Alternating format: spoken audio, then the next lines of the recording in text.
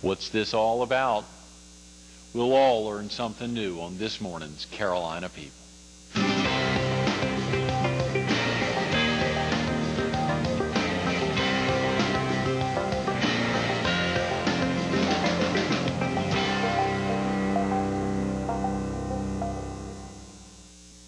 Good morning. Welcome to Carolina People. This morning we're at the Fox 43 studio. We're focused on the South Carolina School for the Deaf and Blind. And we're visiting with Dr. Dorothy Bambach, the director of the Coastal Regional Outreach Center. Good morning, Dorothy. Good morning, Greg. Thanks so much for coming in this morning. It's my pleasure. It's very important to think about the outreach efforts for the South Carolina School of Deaf and Blind. Of course, you're in Conway, but you serve a very large region. That's right, Greg. The office that I am the director of serves actually 12 counties, the whole coastal corner of the state of South Carolina, including Florence. And so some of those PD counties, Florence and Marion, would Dillon be included in there? Yes, it is. Okay, so you're traveling out quite a bit outside of Horry County. Getting used to the environment and the beautiful terrain. This time of the year, it certainly is gorgeous with the azaleas. It is. And of course, you've been now in this position as director for the Coastal Outreach area for how long? Only since September, actually. I'm rather new to the area. I'm a transplant from Pennsylvania. So you've been down here just that amount of time? That's when I got my residency, yes, sir, just in September. Golly. And of course, this isn't new to you, the service for a school in I believe you said earlier before we started filming that you'd been in a similar position, but over an entire region. Yes, I was a superintendent of a school for the deaf only in the Poconos of Pennsylvania for 16 years. 16 years? Yes, so I've enjoyed very much working with people who are deaf for many years. And if the South Carolina School for the Deaf and Blind did it have a primary focus on one or the other prior to, was it primarily focused on the deaf, or was it primarily focused on the blind, or was it always, since its inception, to the best of your knowledge, been focused on both? Well, actually, our school is very old. It was established in 1849 for a deaf population. It was founded by a gentleman by the name of Walker. And Mr. Walker was a Baptist minister whose wife, in fact, had deaf siblings. So he's the one that started teaching deaf children for the first time in Spartanburg, way back in 1849. Then a few years later, in 1855, the blind component was established in Spartanburg. More than right at 150 years now. Yes. Celebrating the two being brought in together. Of course, golly, that's a huge impact potentially. And not only that, now on campus we've got another school for children with multi-needs who are deaf and blind or have other additional challenges on top of that. And then over the century another program evolved, and that's post-secondary. So not only do we serve school-age students, but we also focus on post-secondary needs. We have a wonderful program with Spartanburg Tech so that young adults who are blind or deaf might stay on our campus and then go to classes at the Spartanburg campus. So it's a very wonderful program. You know, you'd think a lot of viewers would think that it's self-explanatory, the South Carolina School for the Deaf and Blind, but there's much more to it than that. What is the mission of the school? And of course you said it's based in Spartanburg. Yes, it is based in Spartanburg. And you know, we have residential or day student facilities. So if youngsters live in the Spartanburg area, they can commute every day, and it's just like going to school in a local area. But of course, for those students that live too far, our buses are on the road. Every Sunday evening, the students come back and they leave our campus on Fridays. And our mission is to present the best possible programs to help our students gain the best knowledge that they can to do the best with their life. We follow the curriculum of the public school. We find that is very, very important, and we are a Palmetto Gold school, so our students are making progress. In fact, many of our students go on to post-secondary. 78%, in fact, of our graduates, upon receiving a high school diploma, go on to employment or post-secondary, so we're very proud of that. 78%, that's a tremendous number. How many students are actually on campus during that Sunday through Friday? Is it a pretty big number? Yes, actually, we have 402 students on campus. Is that right? Between the three schools and post-secondary. So we have 64 post-secondary, 338 from the ages of 3 to 21. Okay. For a total of 402 enrolled. And of course, when you say the three schools, the school for the deaf, the school for the blind, and the school for the multi-handicapped. Yes, they're multi-sensory disabled, and then the post-secondary program. Golly, so it's a tremendous, and the campus is, it has probably expanded quite a bit since 1849 and then 1855. I mean, the layout of the facility up there is... It's a breathtaking, beautiful campus. Actually, we have 160 acres with 38 buildings. Is that right? It's beautiful. It's beautiful. And we have a lovely blind braille walking area, and we're getting ready to have some therapeutic horseback riding for our youngsters to help them do better with school. You know, we educate the total child. And that's so important. And if you ever go to the campus, it's very edifying to see what we can do with the kids. I know for myself, my first visit to the campus, I was able to observe a little class of children after school doing ballet lessons, little children who were visually impaired. It was beautiful, beautiful. And this year they put on the Miracle Worker play. Imagine our students putting on such fine productions. But even taking ballet classes, that's a powerful thing. Well, sure. That's my point exactly. To educate the whole child. It's not just about the classroom. It's about the rest of life, the arts and culture, so that our students can enjoy what other students enjoy. Dorothy, this is K through 12. Yes. This is from beginning to the end of, yes. Right? On campus, but then, you know, we do early intervention also, especially here in Conway. We do, that's one of our very most important projects is early intervention. Okay, when you say early intervention for viewers who may not be familiar with that, what do you mean exactly? Well, it's absolutely critical that as soon as a diagnosis is made of a visual or hearing loss or any other disability, that parents start working with their babies to help them right from the diagnosis to learn and to be aware of what's going on in their environment. That's so important. In our state, DHEC, Department of Health, is the agency that is given that challenge. And we are a contractor, SCSDB. We are a major contractor in working with DHEC through the BabyNet network to deliver these services to parents. We are a lead agency, so as soon as a baby is identified as being visually impaired or hearing impaired, our staff get involved in working with the parents and in some coordination of their cases. And it's very, very important work that we do. Have you gotten a pretty good handle over the since September, since taking on? I mean, what the raw numbers are? We're talking about quite a few children, quite a few parents who contact you all very early on or contact DHEC because their children are either potentially multi-sensory disabled or either visually impaired or hearing impaired. Well, I can tell you in the last year we served 31 babies right here out of our Conway office who are blind or visually impaired. We serve them from birth to age 3. And then the school district of residence takes over the responsibility of education and preschool model.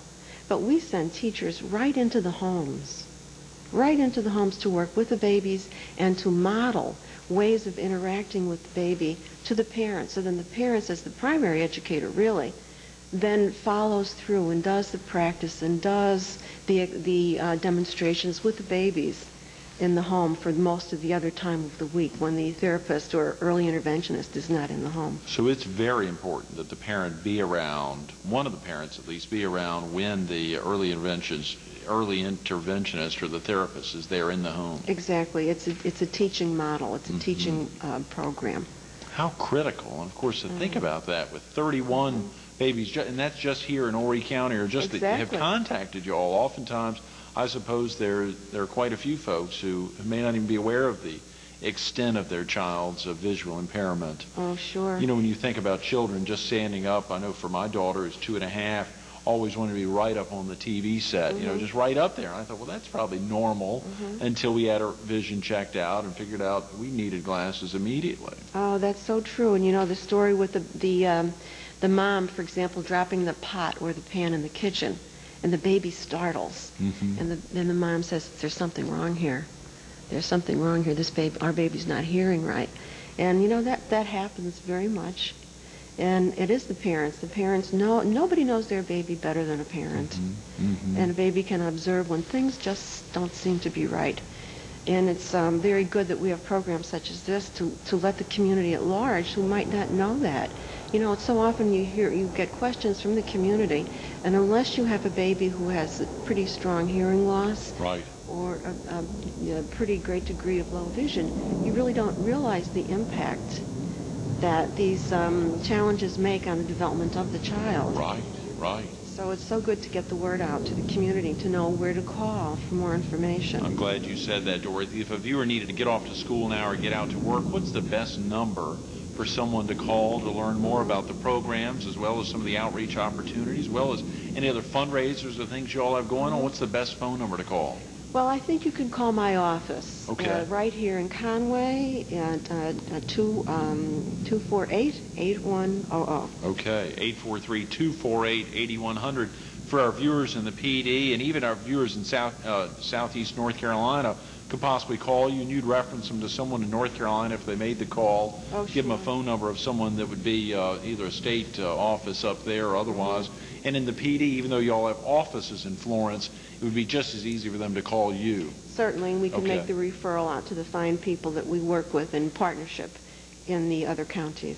Of course, there are, I think, 5, 6, maybe 7 outreach centers throughout the state. Is it 6 centers? That's correct. Our first one started in Charleston in '88, and they've come from the need of the community. The second, then we were founded right here in Conway in '94, so we just had our 10th anniversary. Oh, great. And then we also have one in Columbia, Rock Hill, and Florence, and Spartanburg as well.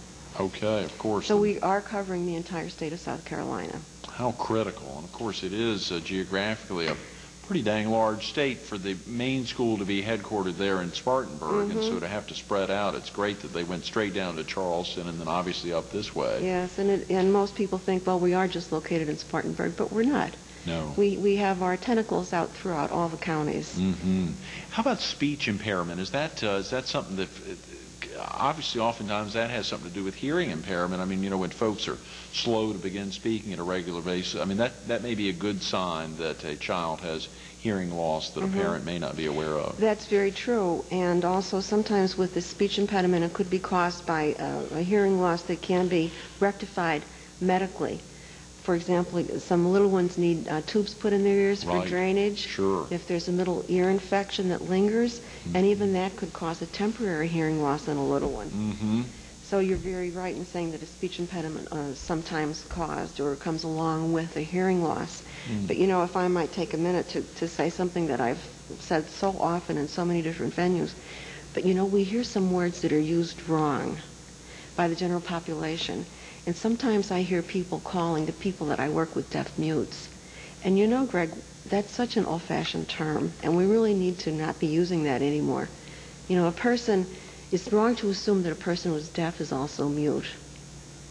Yes, there is a speech impediment, but we offer speech therapy, and according to children's individual education programs in mainstream settings also, the speech therapist comes along to work one-on-one with children to help them develop their speech.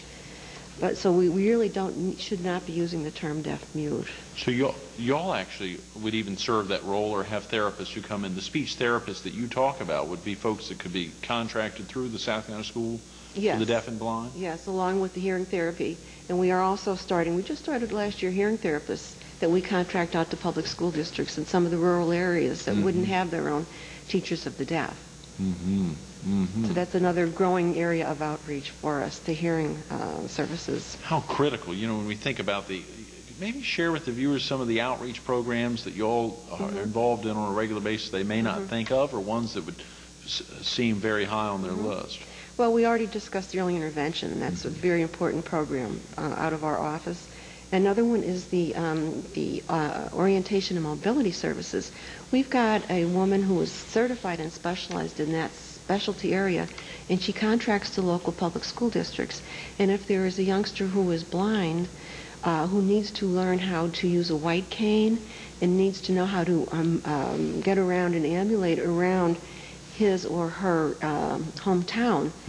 She will go and take the youngster out of class and walk around. I've seen her myself in downtown Conway, showing him the correct way to get into a store and to behave and to ask if assistance is necessary. And this is a contracted service out of our office. And another one is sign language interpreting. We have a full-time interpreter who works right here in Conway, and she has contracts in medical centers, in legal offices, in governmental offices like vocational rehabilitation, and she goes out to very important meetings and provides sign language interpretation. Dorothy, where are you all located in Conway? Well, we have a nice little white corner building at 4th Avenue, 900 4th Avenue. If you were coming over 905, when you come over that pretty little bridge, we're right on the right there. Great. Okay, very easy to find. And again, the 843-248-8100 phone number that folks can call to learn about. There's a voicemail there if someone misses you after hours or early in the morning? Yes, there is. It's on 24 hours. So if we're not there, we'll get right back to you as soon as we can. How important, you think about so many of the activities that could go on, and I think you said recently you've begun teaching sign language on a couple nights a week or once a week. Yes, we did. We offered a beginning American Sign Language class, and we only have a handful of students involved this time. But when you start something new like that in a community, it takes time to kick in. Right. So we have a small class, but they're very willing learners. Good. Who would be available to come, and what's the cost to attend? Well, it's an 8-week format, and it's on Tuesday evenings for 2 hours. Okay. And the cost is $75. Okay. And there's another additional charge for the textbook. Right. But it's American Sign Language, and we've got learners who are high school students. We have a young attorney who would hopefully like to be able to offer legal advice to people who are deaf through the use of sign language. Right. We have a mom who has a child with special needs. So we found the audience for our class. I'm sure there's probably a heck of a lot of folks who'd be interested. You said that's on Tuesday evenings. It's an 8-week program. Will you continue that at the end of this 8 weeks? Well, we will evaluate that with the school and see if it's if we will follow in the same way or if we should change the time, as what the market needs. Sure. But if a viewer was interested and could even call you and give you some ideas of times they'd be available, oftentimes it's important to find out. Well, we're going to form a list. So that call is very important. Great. 843-248-8100. When you think of when someone wants to learn sign language or the early stages of sign language, we think about this. What are some of the, as you think back to the beginning of the textbook, what are some of the first steps that you take to make sure that someone is going to be able to actually perform sign language as well as make sure that others are going to be able to understand it? What are some early stages? Well, that's a very good point you make. Sign language is expressive and receptive. So it's not just signing it, but it's being able to understand the deaf person that you're speaking with. So in the language, we follow the same way as you and I would begin by identifying yourself. What's your name? And if you sign along with me, Greg, I'll show you how to sign name. Yeah, okay, right. That's the sign for name. That's the sign for name. Yeah, if I walked up to someone and went like that, that would be asking, what's your name? Yes, and you raise your eyebrows and you look like this, name. And point. And then point as well. What's your name? Wow, that's fascinating. So you've learned your first sentence in sign language. That's right. And then the next lesson we teach finger spelling so that the person could finger spell their name. Like my name is D-O-R-O-T-H-Y. So that's the manual alphabet or finger spelling. So of course, we teach that in class early on. Right. So by the end of the first night, my students were, identifying themselves and spelling their names to each other. That's wonderful. And then it progresses. Each week we progress. We add more and more vocabulary and other ways of grammar. American Sign Language does have its own grammar. It's not an English grammar just with signs thrown in. It's got its own grammar. That's great. Golly, something I wouldn't have imagined. But of course, just like anyone learning any language, the first steps are the alphabet there, making sure that folks can spell their own names and understand when someone's spelling theirs. That's correct. That's correct. How critical.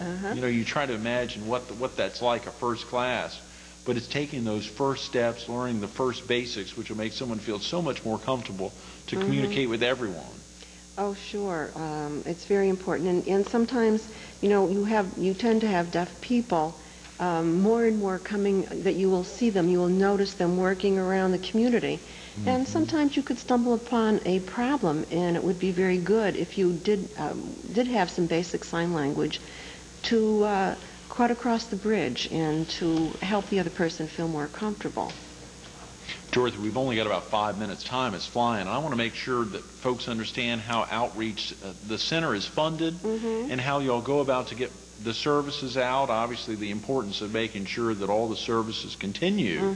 How are y'all funded? Is that state funding, or? Well, our employees are state employees, but the outreach part is basically contracted services. Okay. So we contract, as I said, the interpreter is contracted. The services that we do, we receive reimbursement from BabyNet and DHEC to our state employees. So in other words, we pay our own way by the services that we provide. And another service that I didn't mention before that I do want to mention briefly is that we are the cover agency that supports the South Carolina Telecommunications Equipment Distribution Program. Oh, great. And this is very, very important for any of your viewers who are deaf or hard of hearing, or have a visual impairment, or low vision and a speech impediment, and are not able to use the telephone as you and I can.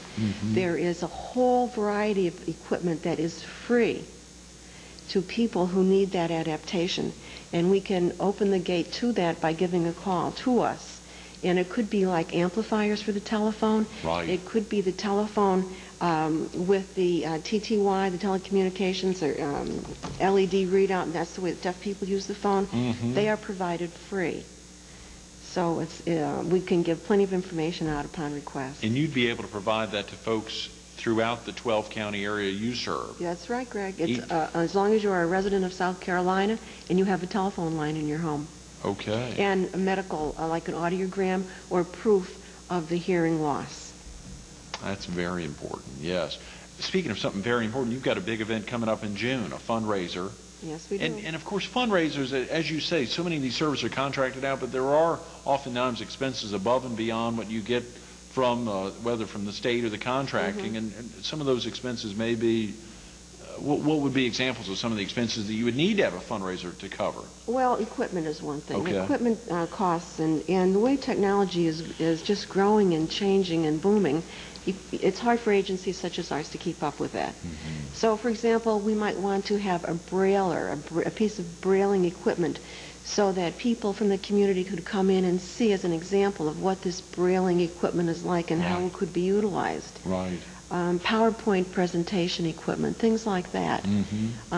Whatever we need to help us to provide our mission, and that is to provide services to children who are deaf, blind, multisensory, disabled, to their families and to the professionals that serve them. We're available to go out and do training programs, and to go out into the community. I go to Lions Club meetings and Rotary meetings, for example, to talk about some of the same issues that we've spoken about this morning, to get the word of outreach in our school and our mission out there.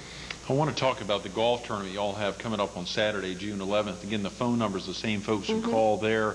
You know, it's so important, and since we've only got a couple of minutes, when folks don't take the time to think, hey, what if my child couldn't hear? What if my child couldn't see? What if my niece or nephew or neighbor couldn't? I mean, it's that important aspect, because so oftentimes, since there are so few, albeit still so many that are impacted with hearing or visual impairments, it could be as easily as your brother or sister. What originally prompted you to get involved? Well, I started in 1970 as a teacher. I wanted to be a high school history teacher, and the school for the deaf in my home community of Scranton, Pennsylvania, had an opening for 8 teachers, and I took a chance, and I loved it, and I went on to get my master's degree in teaching children who are deaf.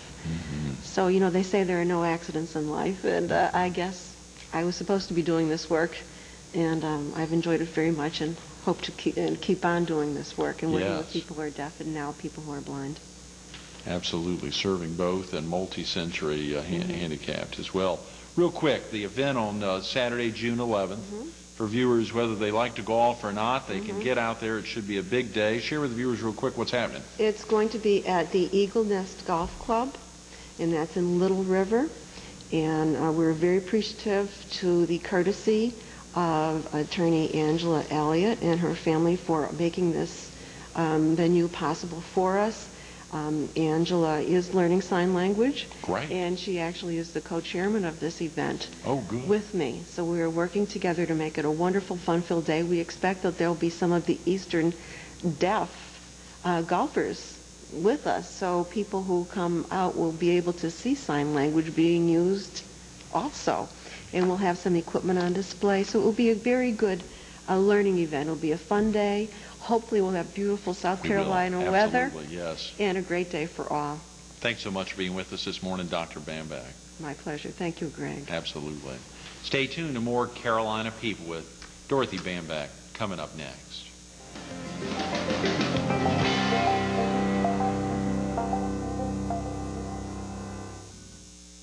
Serving individuals who are deaf, blind, or multi-sensory disabled. Think about those aspects.